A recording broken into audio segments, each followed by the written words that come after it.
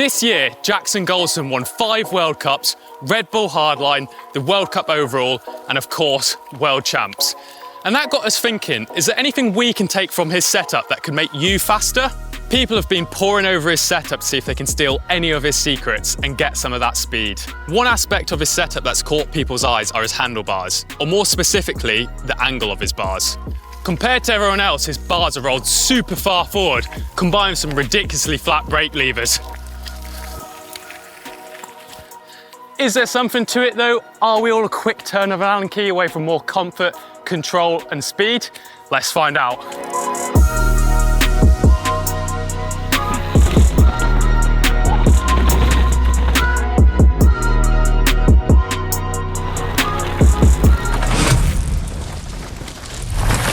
As we all know, body position is super important when we're riding. The position of your bars affects the angle of your wrists and elbows, which moves your upper body forward or backward depending on the angle they're at. So what's so special with Jackson's setup then? Well, he's been racing and winning with his bars rolled right forward.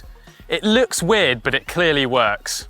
Rolling them forward helps him keep his elbows up and out, which puts him in a really strong attack position on the bike. He's braced against the bars properly. That body position keeps the front end weighted, giving him loads of braking and cornering grip, which is exactly what you want when you're pushing hard on steep, rough tracks. With his elbows bent like that, he's also got maximum movement in his arms to deal with impacts or holes on the track. It keeps him loose and reactive rather than getting bounced around.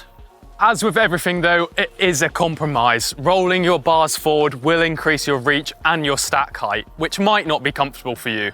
Also, it's worth noting that different handlebars have different sweeps, so that'll play a part too. Achieving the same setup as Jackson might not feel as comfortable on your own handlebar. I'm definitely more of a set and forget style rider. When I get a new bike, I'll set it up in the first week and then I won't adjust a thing. Recently though, I have been thinking, am I missing out on a lot of free speed by not tinkering more?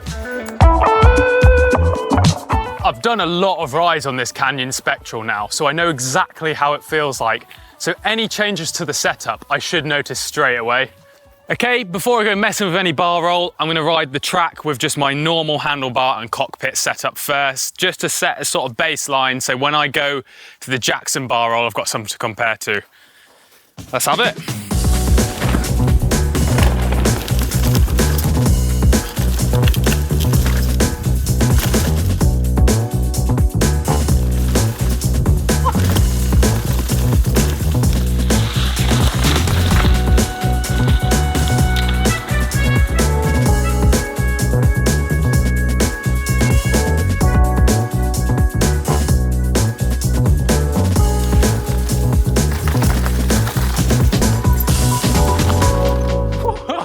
So that's a couple laps done with the usual bar roll. It's time to get the Allen keys out and go full Jackson, I reckon.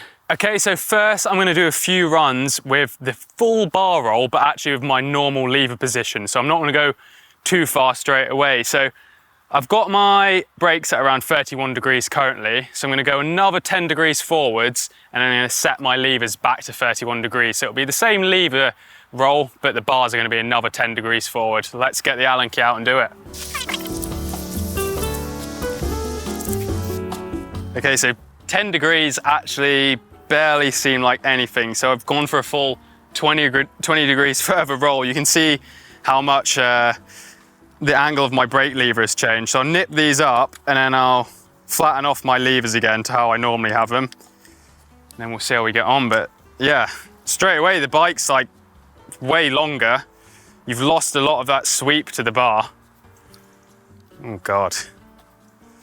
I don't know if it's going to make much of a difference to my riding position, but I can definitely feel it. I mean, it doesn't look great either. We'll see how we get on. I'm just pedaling back to the top of the track with my bars rolled forward, and obviously it's pretty noticeable straight away. I think the main thing I'm noticing is the bar sweep, or now like lack of. Feels like it's bringing my body position further forward, like that weight over the front wheel, as I talked about earlier. But yeah, because of the lack of sweep, I guess it's my elbows aren't as far in. It's bringing my elbows out. Strange feeling. Didn't feel too weird, but I'm not much of a tinkerer. Very set and forget. We'll see how we get on.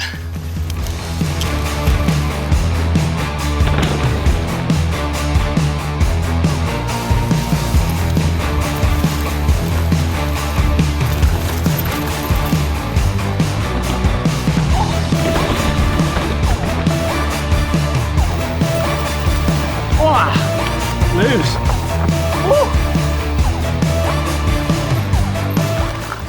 So I've just got my breath back and my initial impressions are, doesn't feel like I've suddenly gained 10 seconds on that track. I know we're not saying that it will. I definitely feel like my weight's further forward. The most noticeable thing is probably more the increase in stack height. So like pulling for those jumps with the higher bar felt nice. Feels very different, but I can't say my riding position changed massively. I have got only a 30mm rise bar on, so I guess that makes a difference. But yeah, I wasn't like thinking, oh wow, this feels amazing straight away. It just felt different, but not faster, I don't think. I'm now gonna switch my brakes to completely flat, so I'm gonna go for the full Jackson. I will measure these properly, but this is what should make my arms actually imitate him a bit more. I think it's hard because when you've been riding 15, 20 years, you're so ingrained in the way you ride and your sort of body position that just something as simple as changing your bar roll isn't going to undo 20 years of habit. So I've not suddenly rolled my bars and now I'm riding like Jackson Goldstone, because it's not quite as simple as that. I guess the idea with this is that his wrists are braced against the bar, so he's pushing against the bar rather than over it. So any big impacts he has, he can push against it and he can absorb them better rather than maybe blowing his hands off over the front. This actual brake position is what should more force me into that position like he does, so I'm interested to see how I get on with this version. Jackson Goldstone leaves the Starhawk inlet wheel. Really neatly done through there. We know Vergier was mesmerising on top. Has Goldstone got the beating off it? What is this next time going to tell us?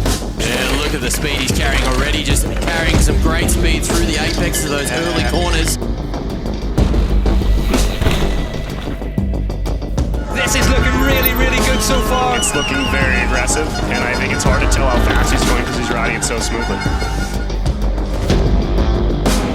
Goldstone continues to attack 1.6. He's extended by 3/10 of a second now. What is happening in front of us? Jackson Goldstone putting down yet another iconic run.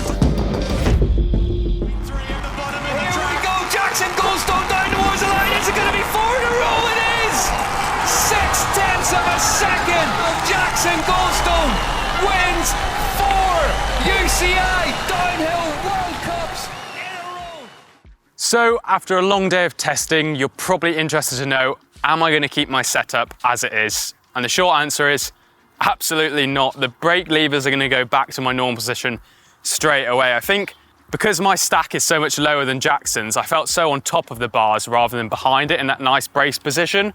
So I just didn't get comfortable with that. But one thing I think I am going to carry on to play around with is that bar roll. I think I'm not going to go quite as aggressive as it is now, but I'm going to continue to play around with that because I did quite enjoy it.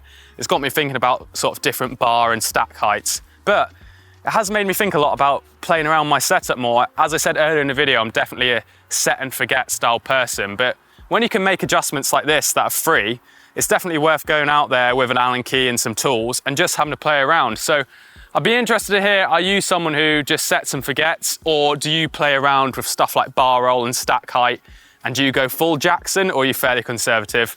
If you've enjoyed the video, please leave us a thumbs up and be sure to subscribe. I'll see you in the next one. Cheers.